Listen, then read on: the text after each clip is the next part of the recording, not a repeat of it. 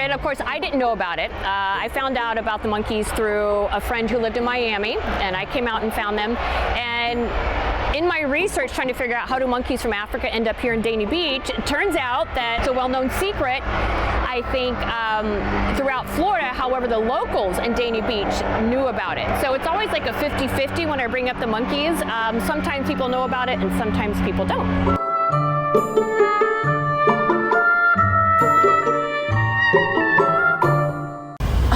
So confused. Where did you guys come from? My name is Dr. Missy Williams. I'm the director and founder of the Dania Beach Vervet Project. This is a Florida story. The monkeys were imported in the 1940s to the Dania chimpanzee farm by the Roosevelt family, and primates were being used in biomedical use. And these clever little guys, there were 12 to 15 that managed to escape, and they were never caught. So they've been here a very long time. Right where we're at now, there's a social group of 16. However, there's 4 social groups in total distributed throughout the Dania Beach area. Hi! Don't steal the banana from the little one.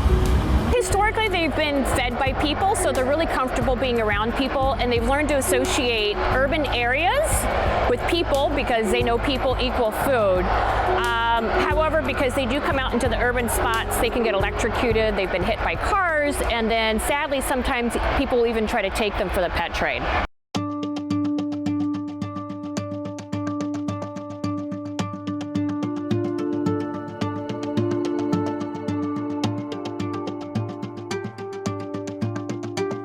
Well, right now, because they're non-native, they are not really allowed to get any vet care at all. So for example, if one were to be hit by a car today and it survived, the only options would be either to euthanize the animal or find someone who has a Class 2 permit willing to treat medically and take that animal on responsibly. However, most of the Class 2 people here in the state of Florida are pet breeders, and sadly they'd be used in the pet trade.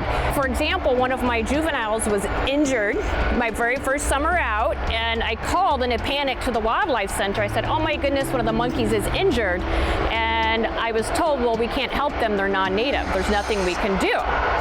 So that's when I realized there was a problem.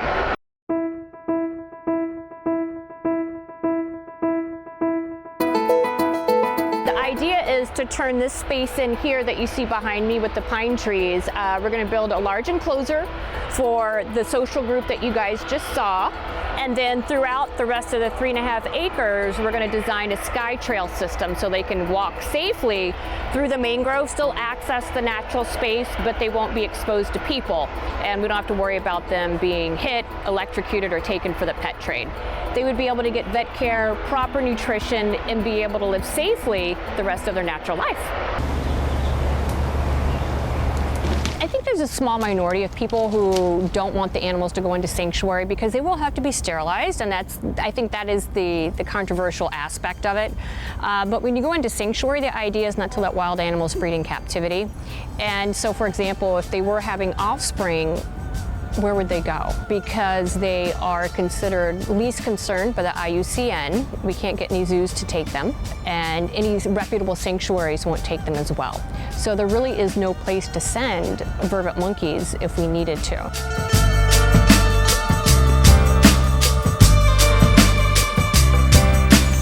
So the enclosure per FWC has to be 35 feet away from the fence line. So we'll have to push it way back here a little bit, which is great because it'll be hidden by all the foliage, you know, so hopefully it won't draw a lot of attention. Broward County says we can go ahead and start building right here. So we could start on the monkey enclosure, the main monkey house, right away.